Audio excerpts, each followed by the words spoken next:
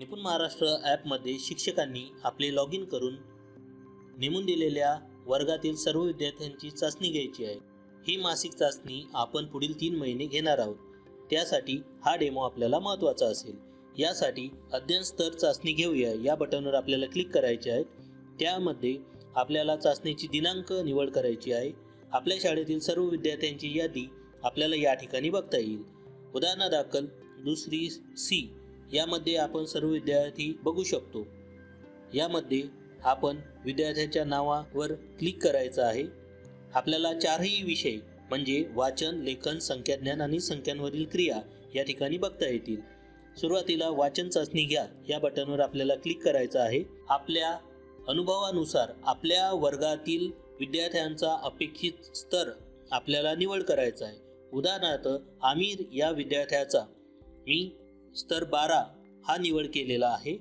त्यानंतर आमिरला दिलेला मजकूर वाचायला सांगायचा आहे। त्यासाठी खाली दिलेल्या माईकवर क्लिक करायचे आहे।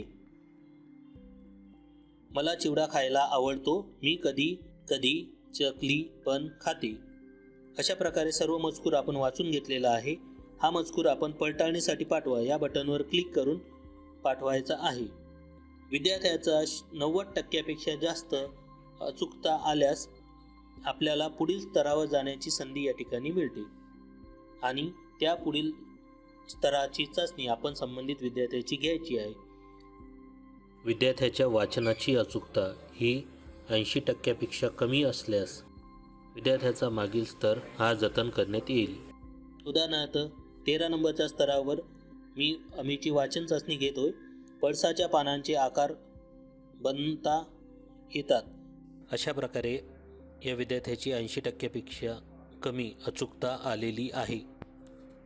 त्यानंतर जतन करा या बटनवर क्लिक केल्यानंतर आपण बघू शकतो की मागील उत्तीर्ण केलेली पातळी या ठिकाणी जतन होणार आहे।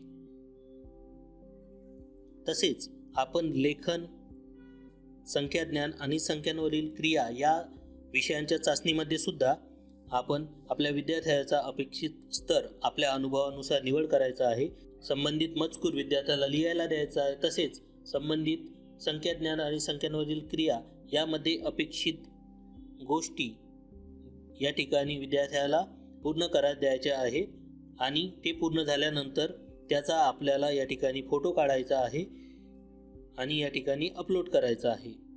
तसेच आपण गॅलरीमधून आपल्या विद्यार्थ्याच्या चाचणीचा तपासणी केल्यानंतर फोटो अपलोड करायचा आहे। सुरुवातीला आपण चाचणी घेतल्यानंतर सर्व फोटो काढायचे आहेत। आपण डायरेक्टली तपासणी केल्यानंतर फोटोसुद्धा अपलोड करू शकतो किंवा आपण इमेज आपल्या गॅलरीमधून सुद्धा अशा प्रकारे अपलोड करून जतन करा या बटनवर क्लिक करून अपलोड करू शकतो। तसेच आपला विद्यार्थी विशेष अक्षम आहे का CWSN असल्यास या ठिकाणी आपल्याला टिक करून त्याची माहितीसुद्धा नमूद करता येते आणि जतन करा या बटनवर आपल्याला क्लिक करायचे आहे। अशाच प्रकारे इतर 2 विषयांची चाचणीमध्ये सुद्धा आपल्याला फोटो अपलोड करून आपल्या विद्यार्थ्यांच्या चाचणी नमूद करून पूर्ण करायची आहे। तसेच विद्यार्थी एखाद्या चाचणीसाठी अनुपस्थित असल्यास किंवा इतर काही कारणे असल्यास जेणेकरून तो चाचणी पूर्ण करू शकत नाही तर ते कारणे सुद्धा या ठिकाणी दिलेले आहेत।